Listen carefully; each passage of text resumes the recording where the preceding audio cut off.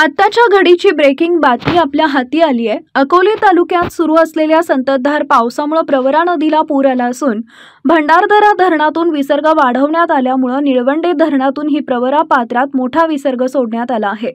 भंडारदरा धरणाच्या slipway gate शेजारी असलेल्या पुलाला भगदाड पडला असून पर्यटकांनी किंवा स्थानिकांनी या पुलावरून जपून प्रवास करावा असं आवाहन आम्ही अकोले टाइम्सच्या वतीने करत आहोत।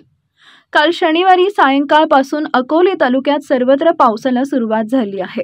त्यामुळे भंडारदरा आणि निळवंडे धरणात नव्याने पाण्याची आवक सुरू झाली आहे।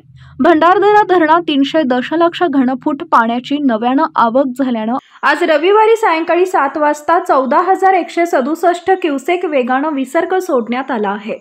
हे सर्व पाणी खाली असलेल्या निळवंडे धरणात येत असून निळवंडे धरणातूनही 10,327 क्युसेक वेगाने विसर्ग प्रवरा पात्रात सोडण्यात आलेला आहे।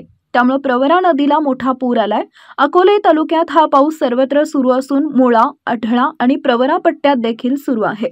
एका दिवसात भंडारदऱ्याला 66 मिलीमीटर, घाटघरला 90 मिलीमीटर, पांजरेत 57 मिलीमीटर, रतनवाडीत 98 मिलीमीटर, वाकीत 69 मिलीमीटर, निळवंडेत 83 मिलीमीटर, अढळेत 48 मिलीमीटर तर अकोलेत 69 मिलीमीटर पावसाची नोंद झाली आहे। या पावसामुळे अकोले तालुक्यातीलही अनेक शेतकऱ्यांचं मोठं नुकसान झालंय।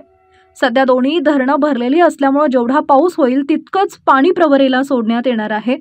त्यामुळे जास्त पाऊस झाल्यास मोठा पूर येण्याची शक्यता आहे। अकोले टाइम्ससाठी अमोल शिर्के, अकोले। खास अकोलेकरांसाठी हॉटेल AFC घेऊन आला आहे रुचकर व स्वादिष्ट जेवणाची अप्रतिम मेजवानी।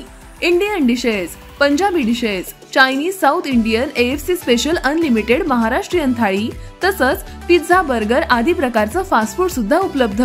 फॅमिलीसाठी स्वतंत्र बैठक व्यवस्था तसंच बर्थडे पार्टीसाठी स्वतंत्र हॉल उपलब्ध।